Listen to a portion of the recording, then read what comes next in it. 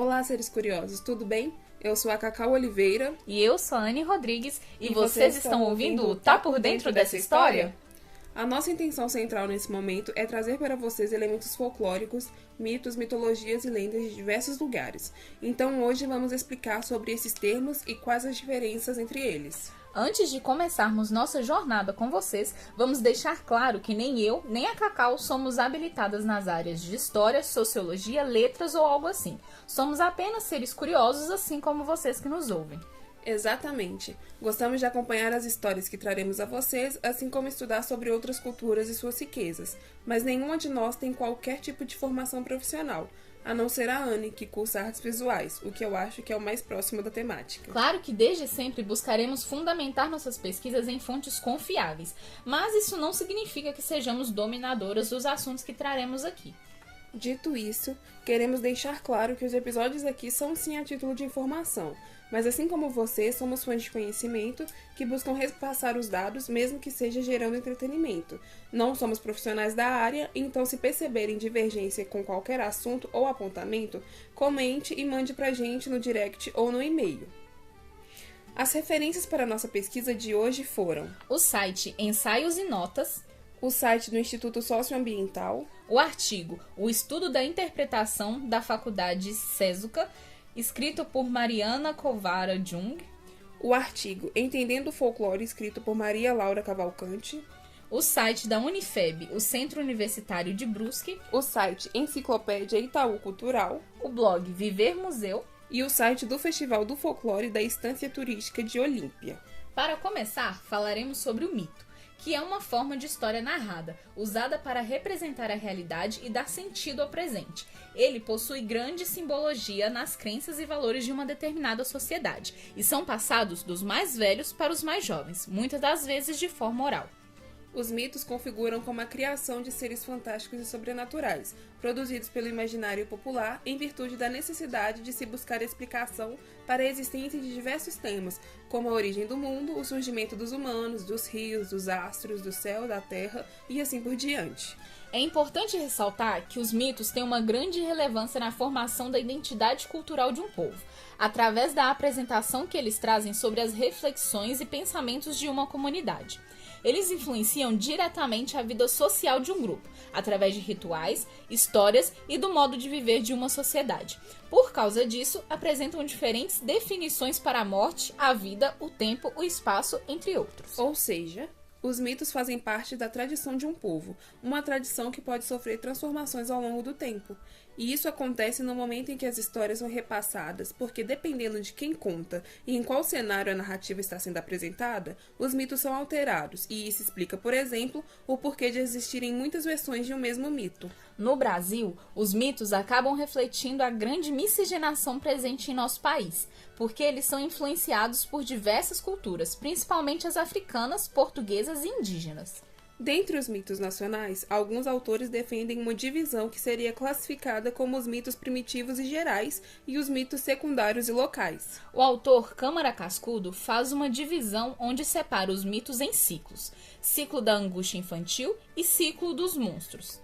Com uma outra separação, Alceu Maier de Araújo divide os mitos entre primários e secundários. Já para a mitologia, temos uma série de entendimentos. Um desses conceitos, que é bastante conhecido, é a mitologia sendo um conjunto de mitos, como a mitologia egípcia, mitologia nórdica, mitologia indiana e etc.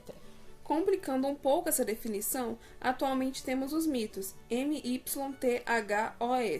que são um conjunto mais moderno. Entra nesse grupo os mitos de Star Wars e o universo da Turma da Mônica, por exemplo. A mitologia também pode ser apresentada como um estudo sistemático dos mitos. Como dito anteriormente, os mitos são de grande importância na construção de ideias de um povo e trazem luz aos mais variados assuntos sociais. Considerando toda essa relevância, a mitologia acaba tomando o papel de ser a metanarrativa que aborda os diversos mitos de maneira expressiva dentro de uma sociedade. Em consequência, o estudo da mitologia foi aprofundado por algumas escolas de pensamento, correntes de antropologia, psicologia, estudos religiosos e literários. Agora, a lenda tem sua nomenclatura vinda do latim legenda, do verbo legere, que quer dizer ler, e por extensão significa algo que deve ser lido. Esse termo era utilizado para conceituar histórias sobre santos que eram narradas nos refeitórios dos conventos ou em cultos.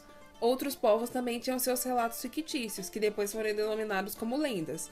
Logo, a lenda é uma história sobre pessoa ou lugar e toma um espaço no nosso mundo.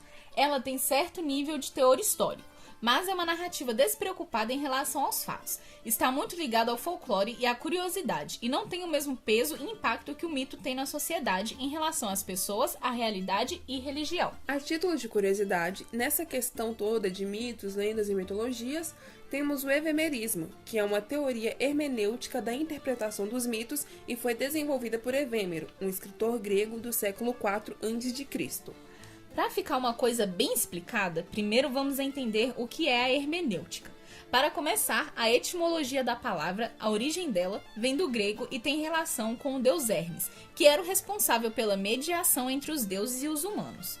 Além dessa função, Hermes também levou os créditos pela descoberta da escrita, e além de mediar, ele era responsável por receber, interpretar e transmitir as mensagens no Olimpo, fazendo com que o destinatário recebesse ela de forma mais compreensível. Então, entende-se que, de um jeito bem resumido, a hermenêutica é a filosofia que estuda a teoria da interpretação de algo ou alguma coisa. Portanto, entendemos que o intuito do evemerismo é o estudo, a interpretação dos mitos e da mitologia. Na teoria do Evêmero, os mitos e a mitologia trazem relatos exagerados sobre pessoas comuns e dá a elas um caráter divino, através de uma tradição fantasiosa e lendária. Agora, partiremos para o próximo tópico, o folclore.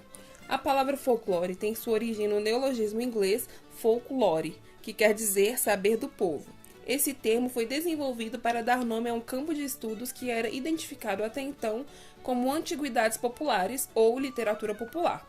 Então, a definição folclore foi criada no ano de 1846 pelo escritor, antiquário e folclorista britânico William John Thoms. Seguindo esse conceito de saber do povo, o folclore é muito determinado nas formas de conhecimento expressas nas criações culturais de diferentes grupos em uma sociedade. Por isso mesmo, é muito difícil estabelecer uma linha concreta sobre onde começa e onde termina o folclore, de onde vem e até onde vai os limites dessa corrente de ideias que é tão grande. Então, mais importante do que limitar estreitamente o conceito do que é folclore, é preciso entender que ele é, antes de qualquer outra coisa, um campo de estudos. E sua compreensão é construída historicamente, através de diversas influências sofridas por um contexto de época, e por isso ele varia ao longo do tempo. Aqui no Brasil, por exemplo, teve uma época que o estudo do folclore era feito basicamente em cima da literatura oral. Depois veio o interesse do estudo nas músicas e, mais tarde ainda, os estudos começaram a incluir as festas populares.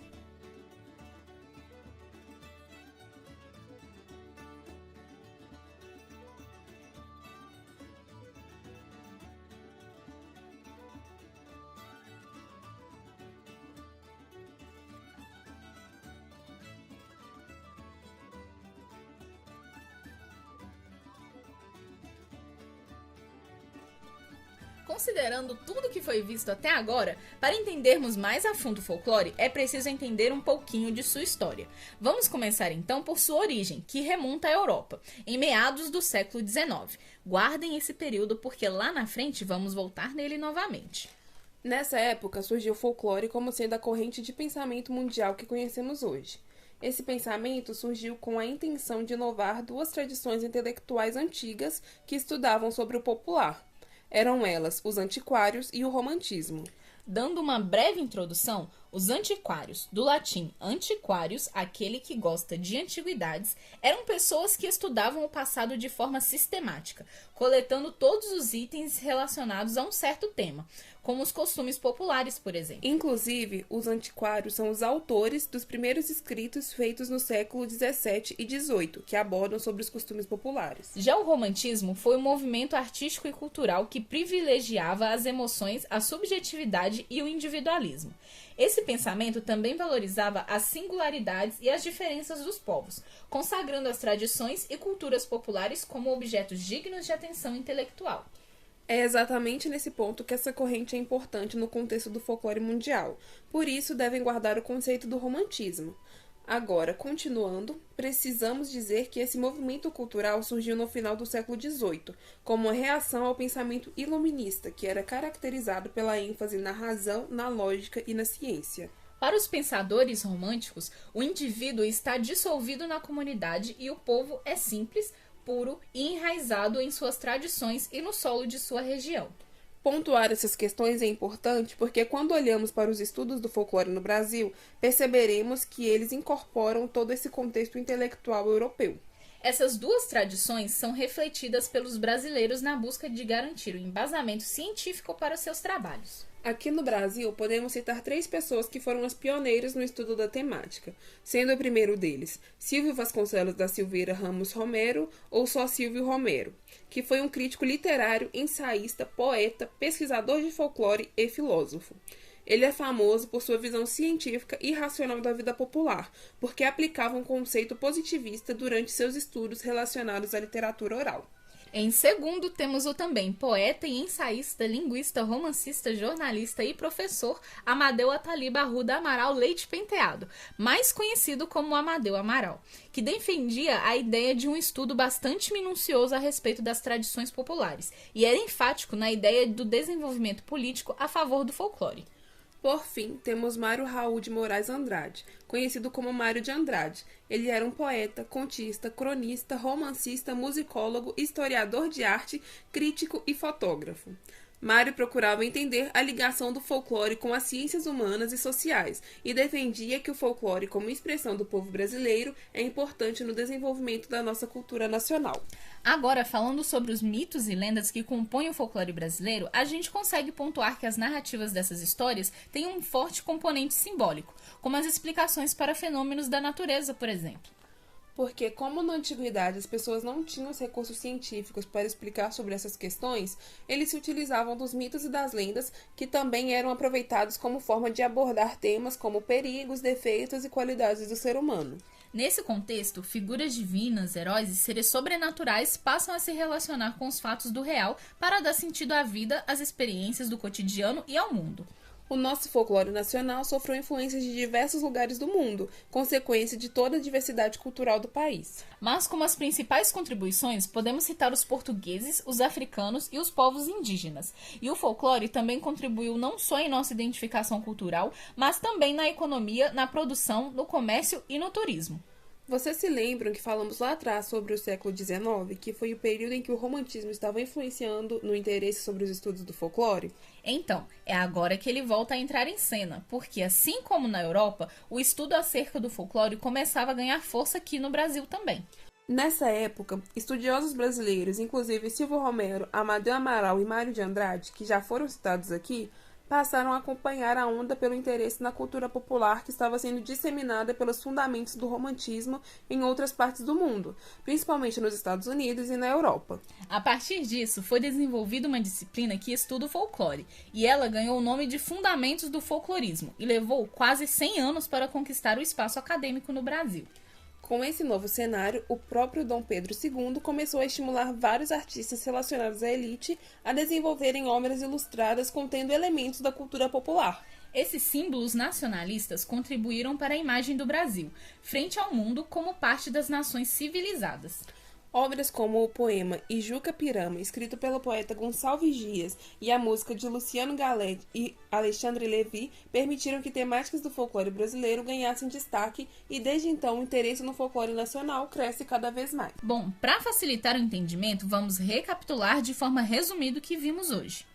Os mitos são narrativas que mostram as reflexões e os pensamentos de um povo. São passados muitas vezes de forma oral e podem mudar ao longo do tempo, atribuindo ao mesmo mito várias versões. Os mitos fazem parte da tradição de um povo e são elementos importantes do desenvolvimento cultural de uma determinada sociedade. Já as lendas não possuem tanto peso numa comunidade quanto os mitos. Elas são histórias com aspectos fictícios que tomam espaço em nossa realidade, mas não se preocupam muito com fatos, embora ainda sejam criadas sob alguma influência histórica. A mitologia pode ser interpretada como um conjunto de mitos, como a mitologia nórdica e a mitologia grega, por exemplo. Mas também pode ser vista como estudo sistemático dos mitos e de seus impactos na sociedade. Para finalizar, o folclore é um campo de estudos que envolve os mitos, as lendas, as músicas e as festas de uma sociedade. O folclore aborda os costumes de um povo e apresenta os simbolismos culturais de uma sociedade. Então, nossos seres curiosos, a conversa está muito interessante, mas é hora de ficar por aqui. Esperamos que vocês tenham entendido a diferença entre folclore, mito, mitologia e lendas. Temos um e-mail onde vocês podem nos enviar mensagens com sugestões de histórias que gostariam de ouvir aqui no podcast. O e-mail é tapordentrodestahistoria@gmail.com. Se preferirem, também podem mandar pelo direct, no @dentro_da história. Um abraço enorme e até o próximo episódio! Esse episódio foi gravado por Carolina Oliveira e Flaviane Rodrigues. Roteirizado por Carolina Oliveira. Editado por Flaviane Rodrigues. E as artes do episódio foram feitas por Carolina Oliveira e Flaviane Rodrigues.